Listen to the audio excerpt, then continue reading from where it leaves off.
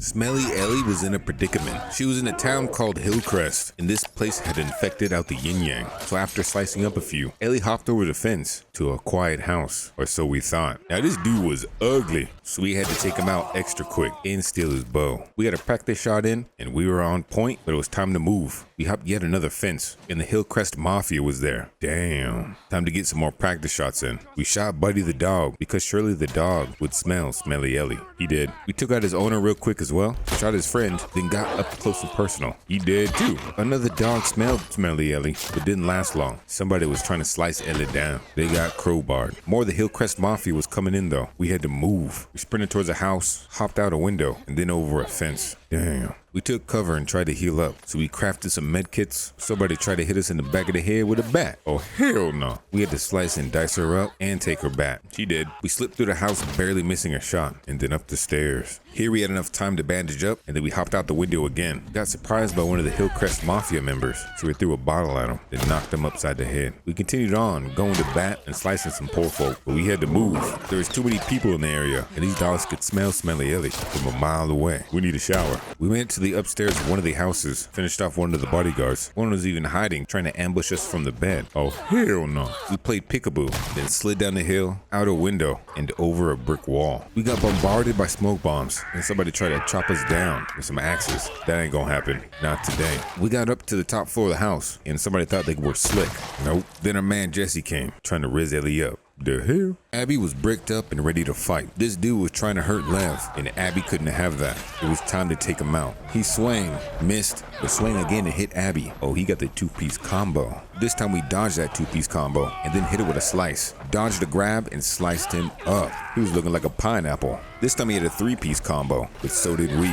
We ended up making him look like the Joker. Damn. This wasn't a funny situation though. This dude has some powerful swings, but Abby was bricked up and biceps bulging. No way she could lose. We dodged and sliced, and Abby finally got him on the ground, but he wasn't done yet. Damn, he was trying to choke Abby out, but Lev came in clutch with the arrow. But Abby and the Joker's muscles were too much for the fence to handle. They fell to the ground, and the Joker mounted. Abby tried to get him off, and she did.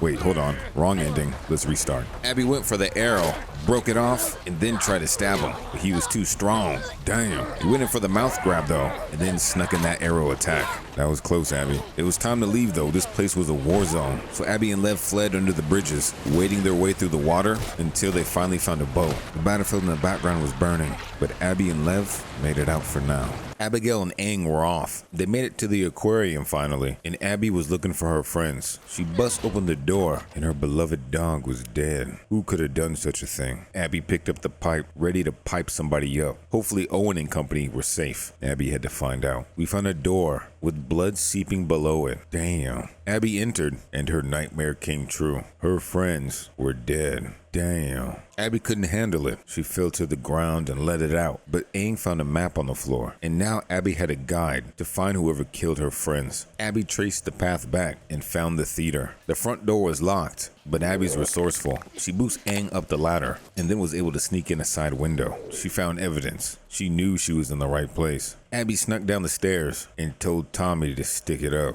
Tommy obliged and backed that thing up. And then Abby busts his knee and then busts his head. Damn. Dude bust through the door and got bust with a one tap by Abby. Damn. I like that dude. Ellie thankfully ducked though, and now Abby was bargaining Tommy's life for Ellie. Ellie couldn't let him die. They chatted, traded stories of revenge. Abby was about to shoot Ellie, but Tommy rised up to the occasion. Aang didn't like that though, and shot him in the leg. Abby blasted him in the head too, but the bullet just grazed him. Ellie took this opportunity to run, and Abby ran after. Bullets were flying through the theater, and Abby dipped behind the curtains. She opened the next door and got smacked up, but Abby got those bulging biceps. She quickly handled Ellie with brute force and threw her. But Ellie's pretty agile. She's quick with it and grabbed a gun. Abby had to dip out of there, but Abby's pretty agile when she needs to be too. She snuck up behind Ellie and started doing the beatdown on her. But Ellie bit Abby just like a zombie would. Damn. The battle continued on the ground, and Abby bust Ellie through the floor.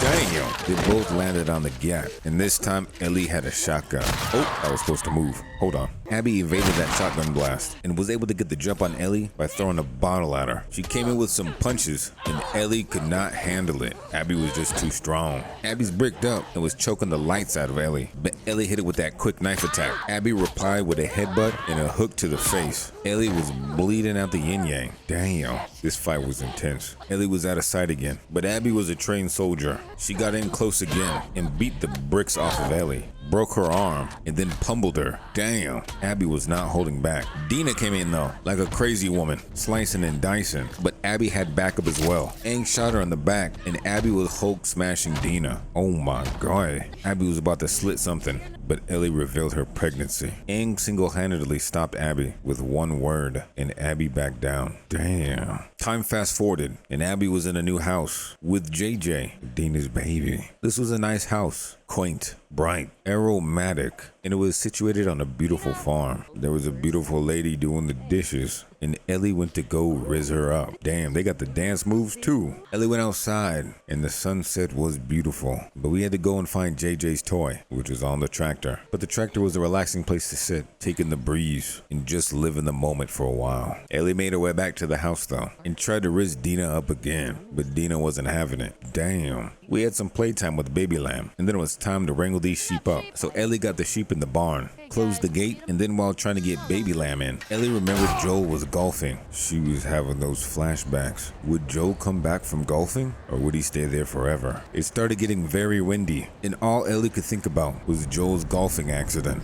Damn. Dina came in to comfort though. That's a real woman. A few days later, Ellie was out hunting and was on the way back to cook it up. Them rabbits looked tasty. There was a horse at the house though. Who could it be? Oh, it was Tommy. Tommy came to say hi, but then he said a lot more. He knew where Abby was, and since Tommy got beat up back in the theater, arrow shot through the leg, he couldn't go after her. He was not strong enough. But Ellie, young and in her prime, had the opportunity, and she did make the promise. Dina didn't like that though. She was trying to live the family life. Later that night, Ellie couldn't sleep though. Joel's golfing accident was always on her mind, and she had to do something about it. She took a look at her notebook, and that was the last straw. She found the guitar and played some strings. The memory of Joel was strong in this one. That's when she knew she had to suit up and boot up, but Dina caught her. Dina gave her a proposition: revenge or me and JJ. Ellie picked revenge and left shortly after. Abby was in Santa Barbara though, looking for an address of a Firefly hideout, but the place was dangerous. The infected were here as well. Abby had to go to Pound Town and knock some suckers out. A clicker got clicked up, and then we finished the last infected in this house with a nice kick and a slap to the face. Damn.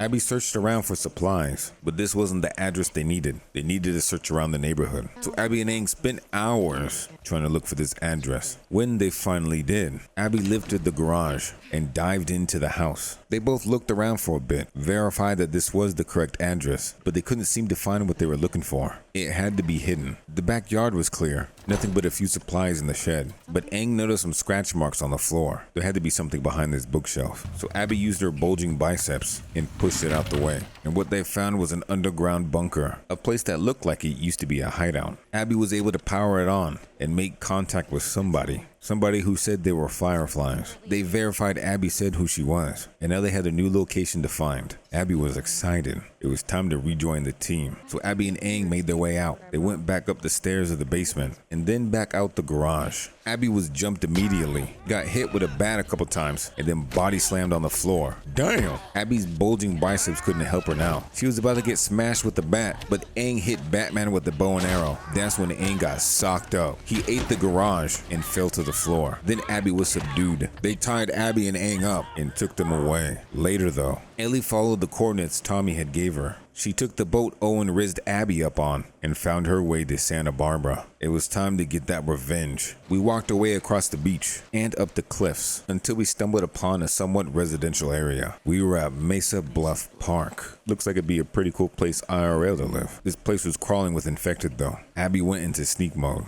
bust a knife in one of their heads, and then checked the garage for some supplies. Abby went around busting knives in infected heads, stealthily, and there were quite a few. Even clickers were getting clicked up. But once Abby got the hammer, it turned into hammer time. Ellie cleared the area and climbed through an opening in a wall. She made her way up to the roof of a house and clicked up another clicker. She entered the window and searched around for a bit. Supplies were always needed in the apocalypse, and this house was packed full of infected. She was able to sneak up on a shambler, and for the big guys, she had something special. She hit them with the explosive arrows and made them pop. I actually like those things. A shambler tried to get fresh with Ellie and then run away, but Ellie chased after them and finished them off. But the girlfriend came to say, "Hey man." Ellie didn't care. Ellie finished her off too. The house was cleared and Ellie had to move on. So we crawled under the wall and we had to get downhill. So Ellie made her way down the hill, popped some knives in a few infected ever so gracefully, and then slid her way in. Unfortunately, it was a trap. Ellie got hung up in a tree,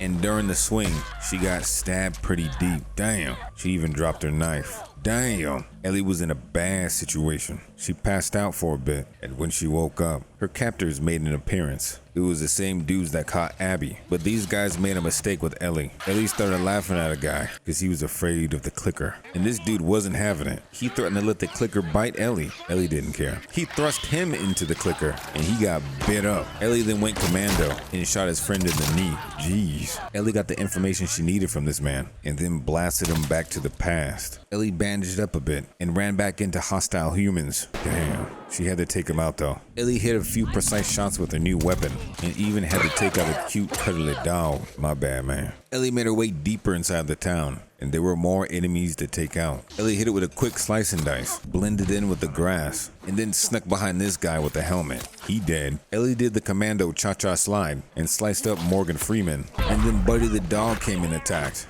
Damn! The dog was vicious. Ellie had to beat him with a wrench for that attack. Ellie was then double teamed, and it seemed like they had the advantage. But with the wrench and a knife, Ellie pulled through, miraculously. Damn, that was close. She bandaged up real quick, blasted the gun out of this guy, and then hit him with that axe.